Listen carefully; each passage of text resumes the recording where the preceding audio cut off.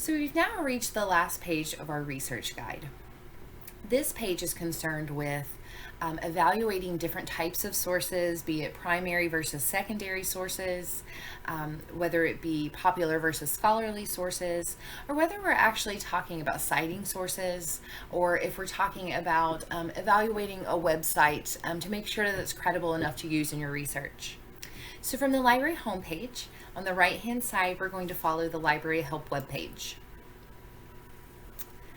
In the center column here, you'll see citing sources. There are quick guides for APA, for MLA, for Turabian.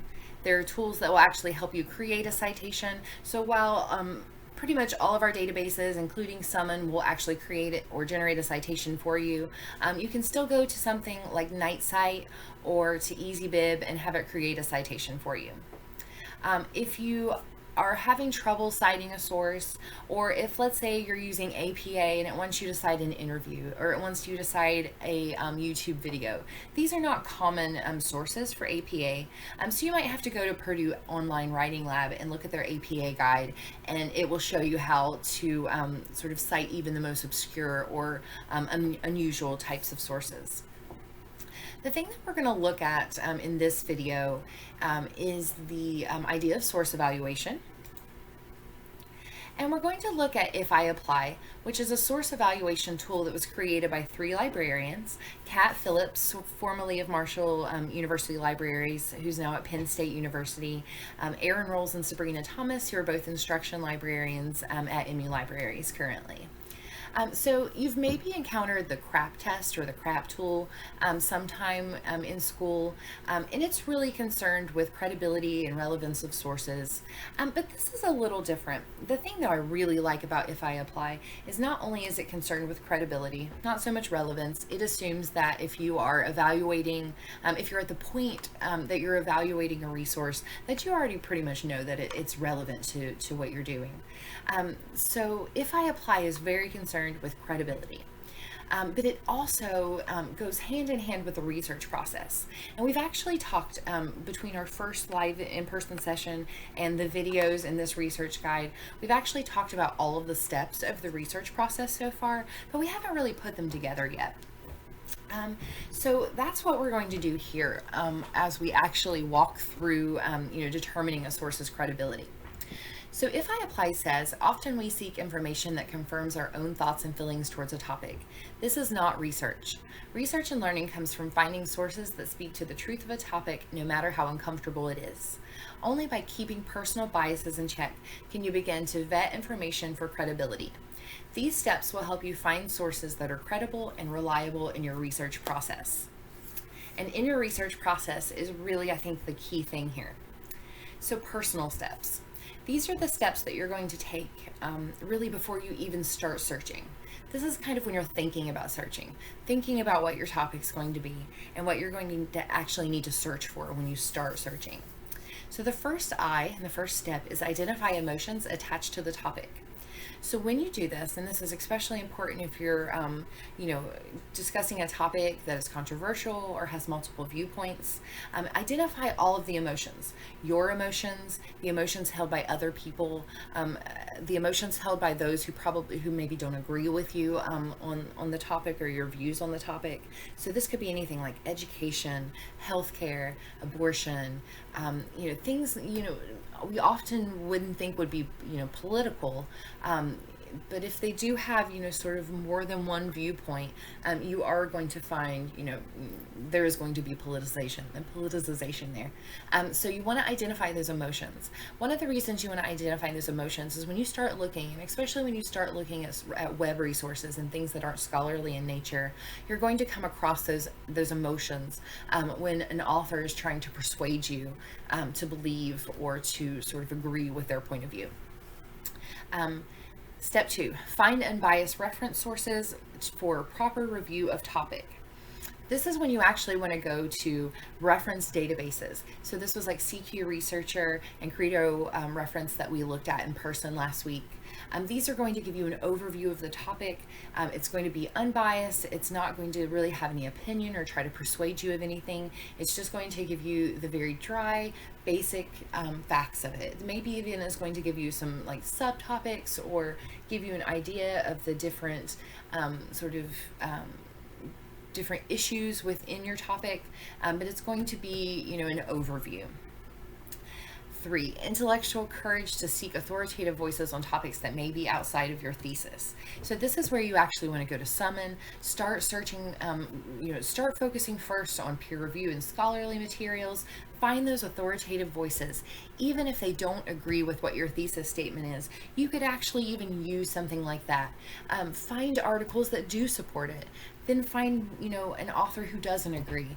Use, your information and the information that you're using to show why they're wrong, or to, sort of prove or give evidence to why you think their opinion or their point of view is incorrect. And then source steps. These are where, so you've went to, you've thought about the emotions and with your personal knowledge that you have on the topic. You've went to Summon. You have, looked for these other resources. Then you can go into multidisciplinary databases. You can go into subject specialized databases and get even more sort of specialized knowledge on that. So source steps is really, you've gotten to this point and there's still more that you need. Maybe it's a recent event. Scholarly articles aren't so great for covering very recent events because of the timeline that it takes from submission to actually publishing and printing a journal. So if you really do need, if you're talking about a current event and you need to use these outside sources, you want to make sure that they're properly usable, they're credible, and these are steps that you can take to make sure that that's the case. So the first step for source steps is authority established. Does the author have education and experience in that field? So any web page should have a byline. It should have about information or biographical information, something that tells you why the author has the expertise to be talking about the topic that they're talking about. Purpose or point of view of the source. Does the author have an agenda beyond education or information? This goes back to those emotions that we identified. Is the author trying to persuade you of something? Is there an economic value that this source or writing this resource had for the author? Is it a commercial resource? These are things that we could, think about. Another thing that we could think about or look and check is the URL. Does that give us any clue to what kind of source this is or what its purpose might be? .gov is going to be government, .edu is education, .com is commercial, .org is nonprofit organization. So, that might give us an idea of what the purpose is of the author. Publisher. Does the publisher have an agenda? So with publisher, you have a lot of the same questions as purpose or point of view, but you can also think, is the publisher progressive or conservative? Is it self-published? Was it a university press? Was it published as a YouTube video instead of an article? And what are the differences in medium? What could we maybe infer or sort of take away from that choice, that medium choice? List of sources or bibliography. Is the evidence sound? Did they share their sources or cite their sources? If they didn't cite their sources, is there any way to prove that the information that they gave you is correct? And is it your job to do so? If they're not giving you sources, don't trust the evidence. There is no evidence to trust their word. So definitely, if there is no sort of link to get you to the resource that they are citing, or there is no bibliography, I would generally not trust the resource. And then year of publication. Does the year of publication affect the information? Just like in Summon and Academic Search Premier, when we start looking at like last 5 years or really current information, we want to make sure we have the most current information possible. If we're writing a paper on climate change, that information, that's 12 months old or 3 years old might be our best bet because that science is changing so rapidly. But we want to make sure that we're using the most current information possible that is relevant to our project. Year of publication can also refer to a book. Are we using the correct edition? Is a newer edition going to have better information?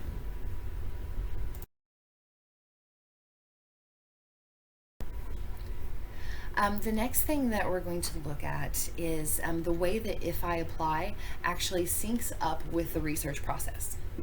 So that first step, identifying those emotions, that's personal knowledge. What do I already know about this topic? What do I know about the emotions tied to this topic? Looking at getting that overview of information from reference databases is sort of that second step. That's going to give us our unbiased overview of the information and of our topic. Finding authoritative voices on our topic that might even go against our thesis statement. That's where we're going to look at someone. We're going to focus on scholarly and peer-reviewed resources first. Then we're going to go to multidisciplinary and subject-specific databases. And then with our source steps, we're going to go and look at the web and other non-scholarly resources last. So keep in mind when you're looking at If I Apply, it is actually walking you through those steps of the research process, and you kind of don't even know it's happening.